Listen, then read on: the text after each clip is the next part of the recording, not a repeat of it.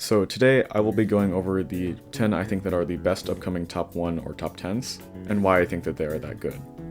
Before I start, I just want to give an honorable mention to a few levels, so Galaxy Collapse, Orochi, Waterfall, Poo-Cubed, Unknown, Centipede, and Death Corridor are all really good levels in my opinion. And I guess also honorable mentions to the Rock House and Blood Swamps, but neither of them are going to be aimed to be top 10, so couldn't really include them in this list. My 10th favorite level on this list is Mayhem. Now, Mayhem is click-sync gameplay, which is already a good thing, but the decoration is just amazing. I think Cherry Team did a pretty good job with this. I mean, I would consider this one of their better projects, considering that it's not forced to be connected to some other project that they have, and also, it's, good gameplay. The theming is executed well, it has good gameplay, it has good decoration. Let's move on. So at number 9, we have Acronym. Acronym is an upcoming top 1 extreme demon that is actually really close to being verified right now. Zoink, who currently has somewhere upwards of the 90s on the level, has stated before that it is most likely top 1. And given the fact that this is actually a Riot Mega Collab, it will probably actually get rated.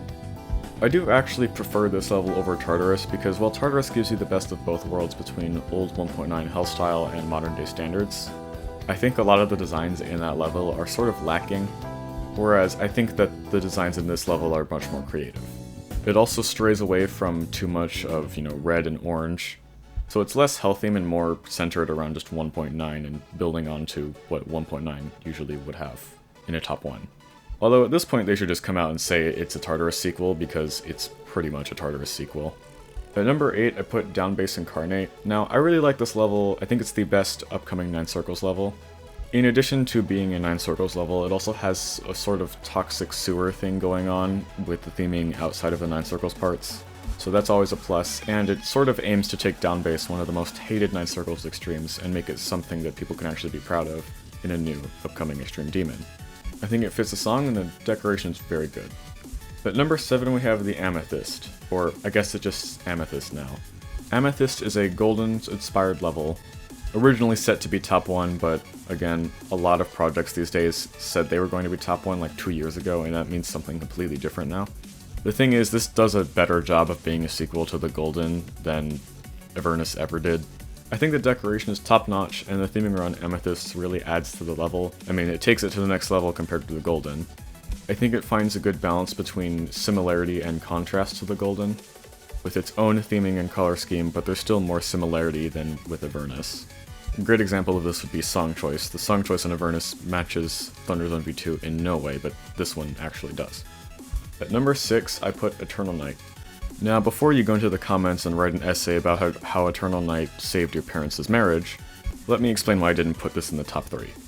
I think while the background art in the auto parts is amazing, and I think the gameplay is really good, the deco in between is kind of meh. I mean, it is still pretty good, but it's also, seems a little lazy to me.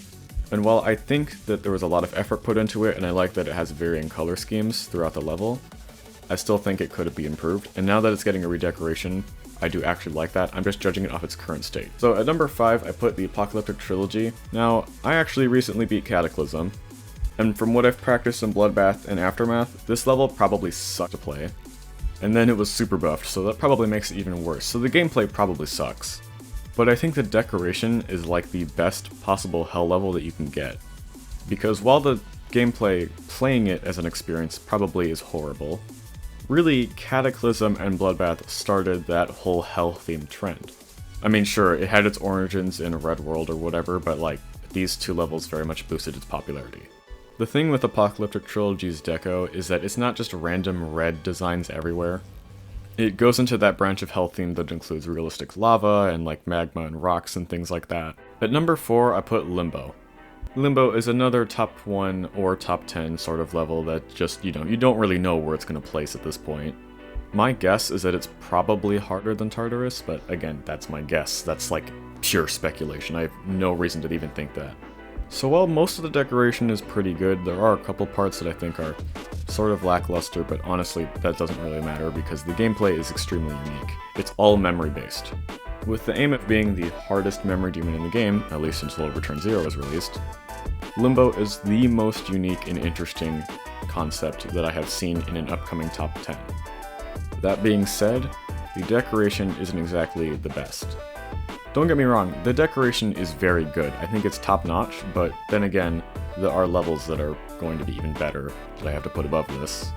There are still a lot of parts in this level, in terms of decoration, that are really, really cool. So, in the top 3, starting off, we have at number 3, Edge of Destiny. I made a whole video on this, link in the description. But long ago, basically Blade of Justice was my favorite upcoming top 1, and when it got nerfed, I was pretty sad. I mean, just think about how different the game would be if Blade of Justice was verified, like the unnerfed version, because Rico LP was kinda close to verifying it.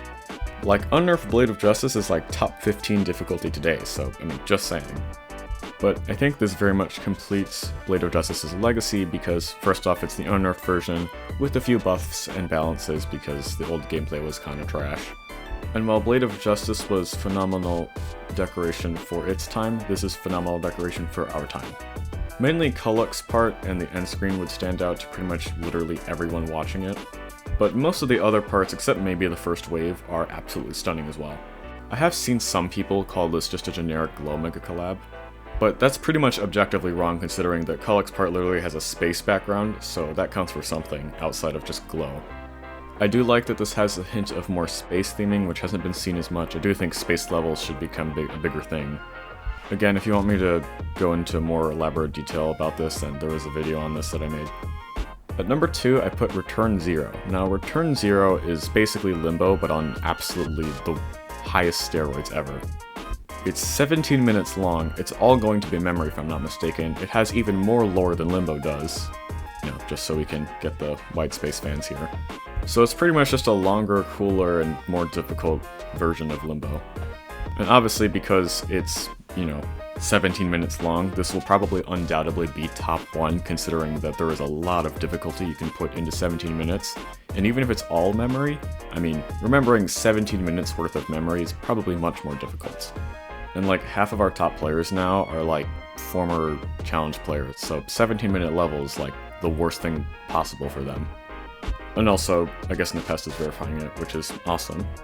And finally, the favorite upcoming top 10 project, for me at least, is Ascension to Heaven. Again, I think everyone's probably expecting this. Again, video in the description. I made a video on this as well, where I go into very deep detail on why this level is literally perfect, but it's just a short summary if you don't care. The gameplay fits the song very well, and it seems like it's very fun to play. There are some parts that are pretty spam heavy, but I mean, whatever, it's a top 1, there's gonna be some parts that don't work. It really does match the song, which by the way, the song is phenomenal, and the decoration has more 3D depth than I've seen in like any level except maybe Edge of Destiny. Also, the theming is just great because, I mean, it's heaven themed instead of hell themed, which is pretty much all I've really ever wanted in this game. And the decoration and theming create probably one of the best atmospheres paired with the song that I've seen in any level in a long time. So yeah, that's my top 10 best upcoming top 10s list, hahaha. Of course, there are more levels that I like, but I was only going to do 10 this time. I was originally going to rank all of them, like all the upcoming top ones, but it's just impossible, there's just too many of them. I thought there's only like 50, but then I started counting more of the smaller ones. There's like at least 80, 85. Sorry, I'm kind of losing my voice from my Cataclysm reaction. But yeah, like and subscribe, and I'll see you in the next one. Bye.